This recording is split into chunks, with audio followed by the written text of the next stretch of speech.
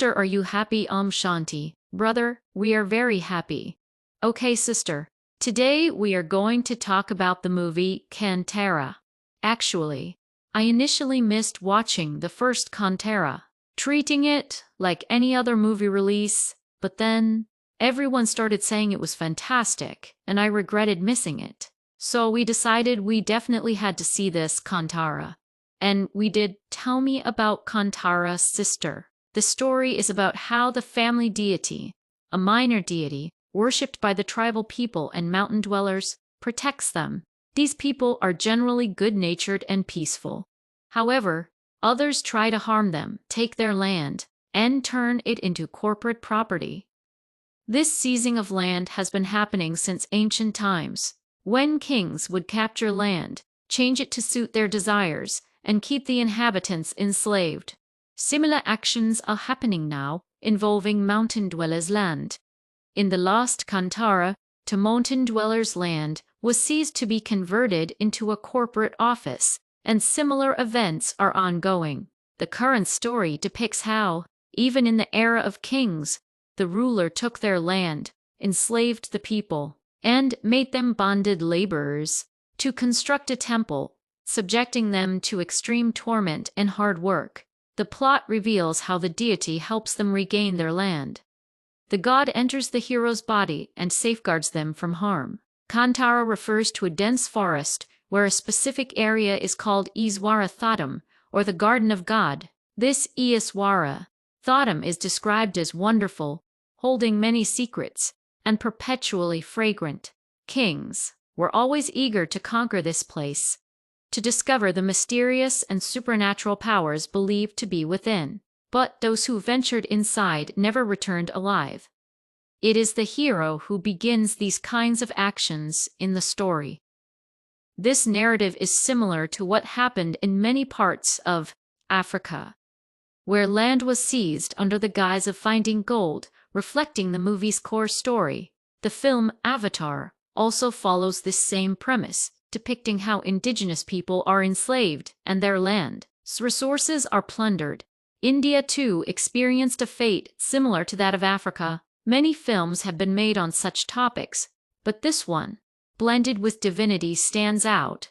I believe this movie, incorporating God, is truly superb and frighteningly effective. Other movies might seem purely commercial or human-centric. This film, however, connects profoundly with the feelings and spirituality of the people. The actor and director executed this remarkably well, demonstrating dedication, which is possible only when the director and actor are the same person. Furthermore, the actor-director maintained rigorous fasting and cleanliness for the entire 3 or 4 years he spent making the film, dedicatedly working and striving. I suspect he entered the film industry specifically to make movies like this. If we set aside all the movies made until now, Kantara stands alone, seeming to knock down all others. Avatar cannot stand near this film. Avatar might be technologically more advanced than this, but when considering the method of storytelling, Kantara is incredible. There are several things that are amazing in this movie. For instance, the villain is actually very cruel, but surprisingly, he is not portrayed as cruel. His true viciousness is revealed only in the final climax. Until then, he is shown almost like a comedian. It is astonishing that Jayarama, known for comedy, was cast as the villain. He turns into the villain later in his life, which serves as one twist. Likewise, the heroine becoming a villainess is another twist in the film. Another point is that the movie has almost no romance. There is only one song where a slight hint of love appears, but it quickly dissipates. The hero, despite whatever attempts were made, did not become addicted to the romance or infatuated with the girl. He realized his focus must be on his community and his people, prioritizing them, and then he comes to their rescue, recovering himself in that crucial moment. Crucially, the main supporting strength is the music, which itself inspires a divine quality, although the music is unfamiliar to the people of Tamil Nadu. They accurately incorporated the tribal music and utilized it effectively, using exactly what those people would use. The music director is talented, but after seeing this movie, he might regret his past work because apart from 2 or 3 films, he did not fully utilize his talent in projects like Ponniyin Selvan. Seeing this film, one remembers Ponniyin Selvan. However, Ponniyin Selvan cannot come close to this movie's depth. The director-actor did not adapt to the existing style, but instead adapted himself to the style of the people he was portraying, which is possible only if he is fully invested in this film. The phrase Iswariya Puntatam, Garden of God, is mentioned probably 100 times. It comes up repeatedly from the beginning. We do not know how this term originated, or if there is a genuine story like this in Kannada literature. However, this phrase, Iswariya Puntatam, should truly be used by Hindus, but they do not use it. This is because that single word contains complete knowledge and absolute truth. Christians and Muslims, however, refer to it as Allah's garden, or the Garden of Eden. Allah's garden, the Garden of Eden, and Iswariya Puntatam all refer to the same thing. Yet, the film repeatedly mentions Iswariya Puntatam, but does not show such a beautiful place. Instead, the movie depicts the garden as a jungle, suggesting that powerful energies must be extracted from it, similar to the concept presented in Avatar. The main conflict in the film centers on the desire to seize this Iswariya Puntatam. Rishabh Shetty, the director, created a fantastic movie, but he may not be aware that Iswariya Puntatam genuinely exists, and that, historically, many conflicts were fought over it. Perhaps it is merely a name or a location in Karnataka, even if it existed only nominally. For example, Rameswaram is mentioned as a place Rama visited. But Rama did not truly come there, and Rameswaram did not exist during the era Rama lived at that time. Only the region related to Delhi existed. Not just India, but the entire world comprised that Delhi-centered region. South India did not exist at all. It only transforms when it becomes hell. The Iswariya Puntatam was truly the land of Bharat. This is where Rama and Krishna lived, and where 33 Krastar deities resided. They refer to themselves as the Iswariya Ganas, or the godly community. The term deity denotes the first 2,500 years when this land of Bharat was heaven. The subsequent 2,500 years, it turned into hell. We are currently living at the very end of hell. During this time, we disseminate the knowledge of God through the Brahma Kumaris. Furthermore, seers like Baba and Nostradamus have nearly predicted that the world's destruction is imminent, a fact also being discussed by science. Films like Avatar are in one sense an attempt to manifest God. This movie is also similar, particularly because of the phrase Iswariya Puntatam. Hearing this word makes us question its origin, as it is not a term we typically use. God refers to it as Allah's garden in the teachings. But the truly accurate term is Iswariya Puntatam. This same land of Bharat was the Iswariya Puntatam, where lions and cows drank water together, as stated in the Bible and Quran. This signifies that even animals were profoundly affectionate. They consumed only plants. The world was so gentle that humans were naturally affectionate, and there was no internal strife, no seizing of property, and no existence of another religion or nation. For 2,500 years, only the people of Bharat, the true sons of the soil, ruled the world, which is a massive achievement. The first emperor and empress were Lakshmi and Narayan, and their benevolent rule prevailed. No one would harbor the desire to seize that kingdom, nor would the circumstances arise for such thoughts. Thoughts would remain pure. Why would the circumstances not arise? Because conventionally, the first son would ascend the throne. Trouble starts when kings, such as those in the history of Shah Jahan, married many times, leading to numerous offspring. They even killed their own brothers, born of the same mother, to capture the throne, let alone those born of other mothers. Sometimes even the mothers were killed.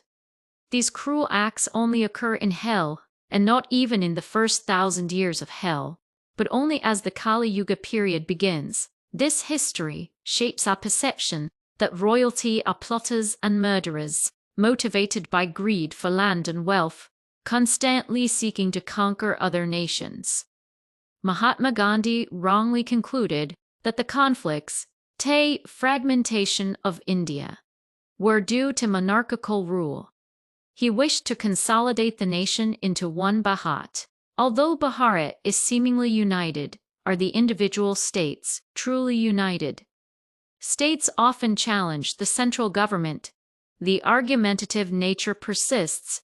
Previously, they fought using swords, but now, they resort to spreading malicious propaganda about each other. Although outsiders currently speak ill of Bharat, as soon as the monarchy ended and democracy began, people within the country started criticizing each other. Even at the moment of achieving independence, Ambedkar was speaking in opposition to Mahatma Gandhi, signifying the split had already occurred within India, compounded by the physical division into India and Pakistan. Thus, the problem does not lie with monarchical rule, as God himself created that system. The Bible mentions God establishing kingship, with either Solomon or David being the first king. This land of Bharat was the garden of God. A garden means a garden of flowers, and the world was beautiful then. Although the world was beautiful, the term Puntadam, or garden, mainly refers not to the place itself, to human beings who were like flowers, beautiful in character. People often feel they could gaze perpetually at the statue of Vishnu in a temple. But at that time, not only were their forms attractive, but their character was beautiful. Everyone, including the common subjects, not just the kings and queens, was profoundly affectionate. That is why they are likened to flowers, hence the garden of flowers. How did these flowers come into existence there? The land was not always beautiful before. It was a thorny jungle. This thorny wilderness is destroyed. 10. Transformed into the flower garden. This transformation is symbolized in the Mahabharata by the Pandavas, who turned a wilderness inhabited by snakes and demons into Indraprastha. This is the land of Bharat, governed by the wheel of time. Just before the start of heaven, Kali Yuga existed, and now Kali Yuga exists again. After Kali Yuga, heaven will inevitably return. This cycle repeats. 2,500 years of heaven, followed by 2,500 years of hell, and in the last period of hell, God himself comes. In the film, Iswariya Ganas, or godly community members, appear. We recently discussed that God does not physically act, but works through human beings, although ultimately God himself does appear. This is mentioned in the Bible and Quran, stating that he will arrive at the end. However, people are confused about whether it is Jesus or God.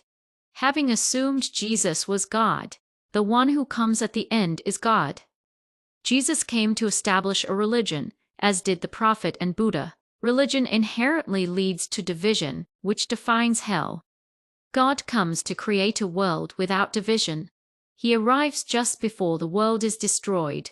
He says the world is about to perish, but you will not be destroyed because you are not the perishable body, but the soul, Atma.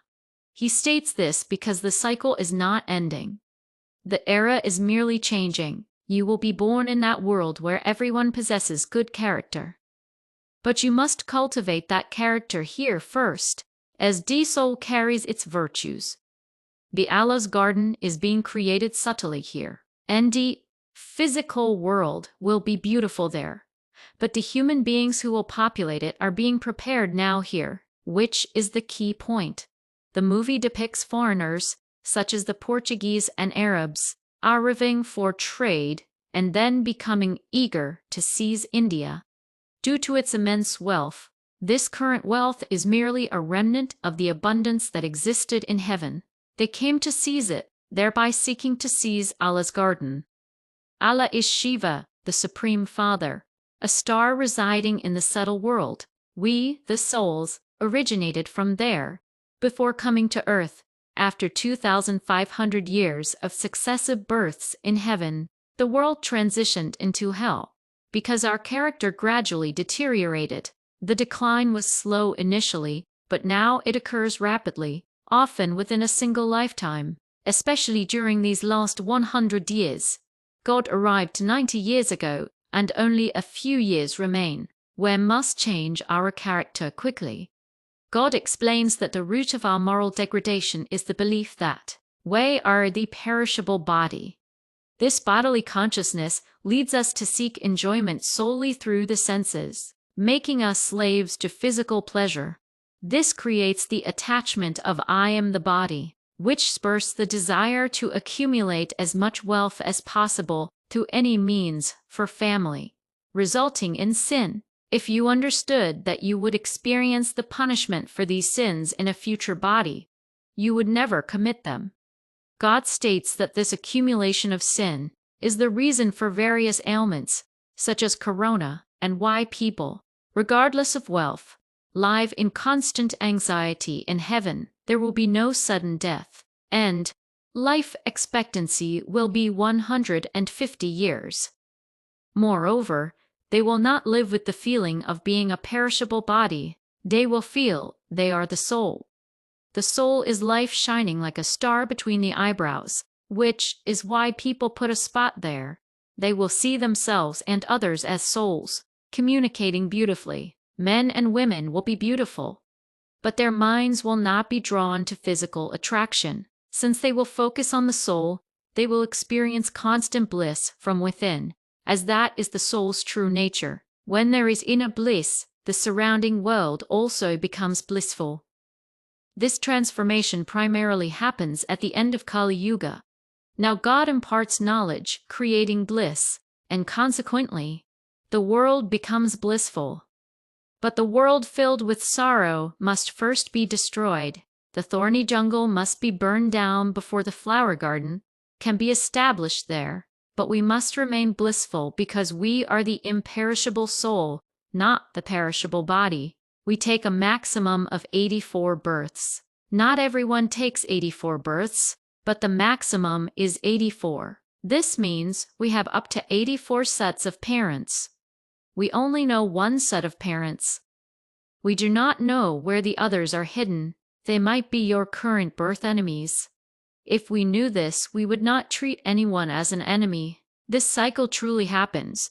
The child we lovingly raised might be our enemy now. A person who was a child, parent, husband, or wife in one life might be an enemy now, having taken a different costume. Do not be infatuated with the costume. Do not look at the body. The soul is merely playing its role. The soul is merely playing its role because the account of giving and taking, known as karma, continues across many lifetimes. They will return repeatedly. We now hate those we passionately loved in the past, and we love those we hated fiercely before. All these truths will be revealed to us at the end, shown as scenes of what we have done. Then we will be speechless. If we think someone betrayed us terribly, we will realize that our own past sins were far greater.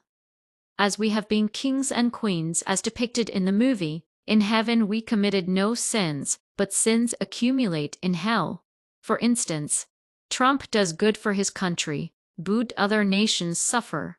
Similarly, we might have sinned greatly while thinking we were doing good for our own land. The harm done to us now is nothing compared to what we have done. God asks us to understand this. God asks us to understand why Muslims and Christians came from foreign lands to seize India and many parts of Africa, and also converted people. However, only Hindus did not convert people, because a Hindu is born a Hindu. They could not have been born a Christian or Muslim at the beginning. Hindus have been on this land of Bharat since the beginning. They are later called Hindus, but their true name is practitioners of the Adi Sanatana Devi, Devatha Dharma. Today they call it Adi Sanatana Hindu. Hindu comes from the name of the place Hindustan, meaning those who reside there, but their true religion is Adi Sanatana, meaning the primordial, eternal, imperishable Dharma of the deities. God is now establishing this Dharma. It seems as if he is creating Christianity, Muslim Dharma, but he is not. Brahma is referred to as Adam there. God is now making everyone brother and sister because everyone is God's child. At least those who accept this knowledge will know this. He asks us to live in that consciousness because he is preparing us for that world. Marriage and children will still exist there, but not through lust. When the husband and wife desire an heir, the wife will conceive. They will be so pure that temples can be built for them. The 5 elements will obey them, as their bodies are made of the 5 elements. When they desire a child, conception occurs due to their immense spiritual power and purity. Lust is the first vice that enters a human being, causing distraction. When the mind goes into a state of infatuation, the person loses discernment and commits many sins. Anger and attachment also cloud judgment. The big point here is that our thoughts govern the world. God reveals this secret. The world is experiencing destruction and many calamities today because of the terrible thoughts of human beings. If you make your thoughts perfect, then even if others' thoughts remain rotten, world destruction will definitely happen. Our goal is to go to heaven once it transforms into heaven. The power of our thoughts will ensure that animals we now fear, like lions and tigers, will be as loving as puppies. Even though puppies bite now, all living beings will be affectionate towards one another. The reason for this is our character and thoughts only. The thought that everyone should be well will exist. Vices like lust and anger, which corrupt the mind, will have no place there. To be precise, even Satan will have no role there. Lust, anger, attachment, greed, and ego. These 5 vices in a man, combined with the same 5 in a woman, form the 10-headed Ravana. Ravana's kingdom does not exist in the first 2,500 years. His kingdom starts afterward. Vices enter humans gradually when they start thinking they are the body. We are creating the garden now. In the film, they show the inhabitants of that place losing everything. But when it was truly the Iswariya Puntatam, people were wealthy. How much jewelry is there in the Narayan temple? You can only see the eyes. The body is covered. I used to wonder what form this was when I was young. It did not look like a human. It looks purely like gold, with only the palms of the hands visible, bearing the sacred mark. That mark is an indication of the soul's consciousness. They will be so immersed in the bliss of soul consciousness that they will possess immense wealth. They will live in mansions built with gold, using gold bricks where we use mud bricks. Now, what a difference! That is why we still use the term Ponulaka Bharatam, Golden World Bharat. But we have forgotten that Bharat truly was a golden world. Such a world existed, but now we have lost everything because of our character. When foreigners like Muslims and Christians came to seize the country and people fought, an Asuric or demonic quality entered human beings. Even if we have good intentions, when attacked, the Asuric quality appears, increasing sin. This increase in sin is why people come to seize the land, which is the paradox. In villages they say that snakes enter a house because sin has increased. Similarly, in heaven, no one had such thoughts. The biggest enemy and biggest sin is lust. When that enters humans, seizure begins. God now says that if you conquer lust, the world will return to your hands and transform into heaven. What good is this current hell? Heaven is coming and there no one will oppose or strike against you. Kings and queens, Lakshmi and Narayan, will treat all subjects like their own children, and the subjects will consider Lakshmi and Narayan their own parents. This peaceful state exists even at the beginning of hell, and the grabbing of nations only starts much later. When greed enters the human heart, God says that in India, territorial grabbing does not occur. Instead, people divide due to property issues, leading to fragmentation. Fighting occurs later, as Kali Yuga nears its end, and then others come to loot. God says that if you fight here, you will lose everything you have. This world has nothing to do with him. It is ravenous jail. And you must escape in the film. The first scene is dark, showing the Iswariya Ponhotam. The king, unable to see, sets a tree on fire and it burns brightly. Many people die in this scene. This resembles the Ramayana, where Hanuman's tail is set on fire, and he burns down the entire Lanka. Today, we have unknowingly set fire to the whole world with the fire of lust, and it is fiercely burning everywhere. Around the 1970s, films began incorporating vulgar scenes, even in those considered good, like the one starring Jack Shankar. This introduction of such content is one reason for today's sexual crimes.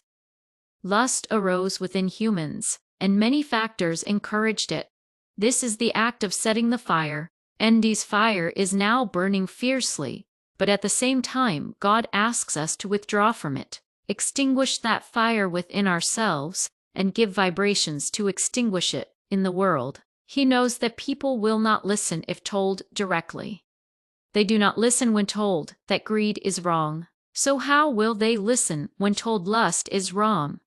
However, by giving these spiritual energies, even if they do not listen now, later, when the world destruction occurs and they lose family property and stand helpless, the energy we provided will purify their souls, and their intellect will realize their mistake. Now, if someone leads a revolution in a country, the whole country follows, destroying itself, and they do not realize the error. They do not realize that if they had not followed the leader, they would have been saved. They make them leaders. They will realize this at the end. The enemy is not outside, but these vices are the enemy. We must withdraw from them. All human-made paths, including religions, show aggression. The Kantara film shows a fierce act. God sends a tiger to kill someone.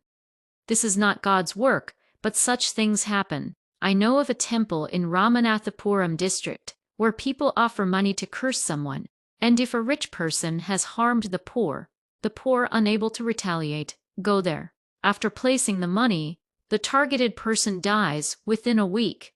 These things happen, but the important point is that God has nothing to do with it. Sorcery and black magic occur constantly, and the Kantara film also depicts a group practicing magic. Even the heroine is later shown practicing such rituals. This is what is happening in our country now. Sorcery and black magic occur constantly, and the Kantara film also depicts a group practicing magic. Even the heroine is later shown and practicing such rituals. This is what is happening in our country now, and everything starts in Bharat. So God tells us to withdraw from all this, because this is the path of devotion. Devotion is when man seeks God, but now we leave devotion and embrace knowledge which takes us to heaven. God himself comes to give this knowledge. Devotion is the process of seeking God, but he has already come. Now we must accept the knowledge from him. The method is simple. Feel you are the soul, and that the supreme soul is your father, mother, husband, wife, and world, because the world is about to be destroyed. If you maintain the feeling that this world is not yours, you will not feel the pain when you lose things one by one. God is the one who provides everything. In the Kamal Hassan film Alavudinum Arputa Vilaku, the lamp when rubbed summons a genie, who grants any wish. Similarly, God has come as a light who is filled with everything. Even the wealthy lack peace today. It would be superb to be wealthy in a peaceful world, which is heaven. You must attain the highest position there. Therefore, forget this world, telling yourself it has nothing to do with you. Remain in the remembrance of the soul, and you will not even face untimely death or die of hunger. We must stay in the remembrance of God and remain peaceful. Om Shanti means Om is the soul, and my true nature is peace. That is a powerful word. Om Shanti. But everyone uses it without knowing the meaning. It means remaining peaceful no matter what happens. If we keep fighting and quarreling, no country will ever be peaceful. Once fighting starts, peace is lost. Peace comes only through peace. You cannot achieve peace by threatening others with a gun, as that peace will be temporary. So the ocean of peace, Shiva, has come to establish peace, creating the Iswariya Pondhatam. People are seizing things, but this is not ours. If a property dispute arises in a house or a nation, we should not interfere. Rama was sent away from his kingdom, which was his property. But the story's message is to leave it. If you keep fighting here, you cannot enter the coming world kingdom. We are going to live in hell, so we must escape. One important lesson here is how everyone, no matter how powerful, will fare when everything is seized at the end, as shown in Kantara. In the film, the king kills everyone at the end, and eventually the Kantara deity enters the hero's body, destroying everyone, but the hero is left alone, caught in the natural calamities. That is how it will be. People might be in high positions at the peak of ego. To break that ego, they need a blow that sobers them up, and such a blow will fall. Jesus said in the Bible that the poor are blessed because they have nothing, and therefore have no problems. They already lack ego, so there is no need to break it. The greater the ego, the harder the fall will be, which will be horrible. We must also give power to those people, because they are the ones who build temples for us. We were the deities who lived in heaven, and God comes to tell us to become deities again. Why do they worship us? Because at the end, we left them behind, having destroyed all attachments. Why do they worship us?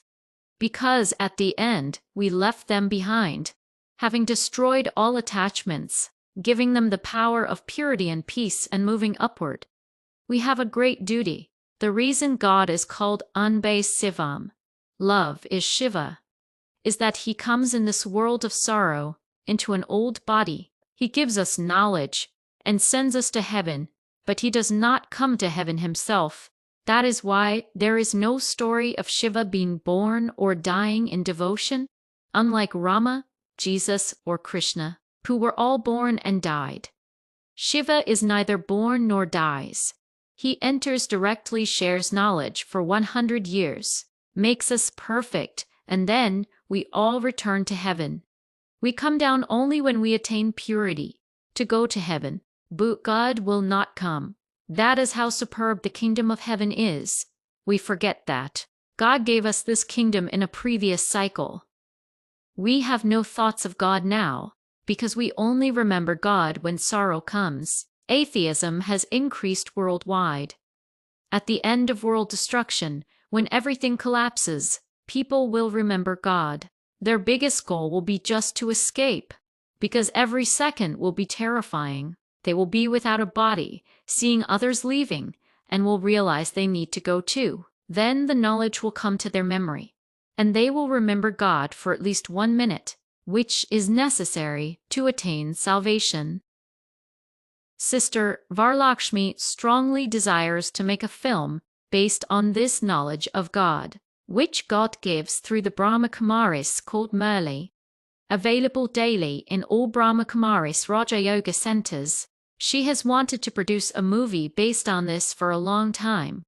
Many people have tried, but failed to secure the opportunity. Perhaps, since Rishabh Shetty is currently the #1 director in the world, having made such a superb film, maybe this knowledge will be revealed through him. He might have entered the film industry specifically for this purpose. No one makes a movie about God right away, especially in this present era. If he made it, there is a chance it will happen through him. If he watches this video and receives this message, it would be great fortune for him, for us, and for the entire world.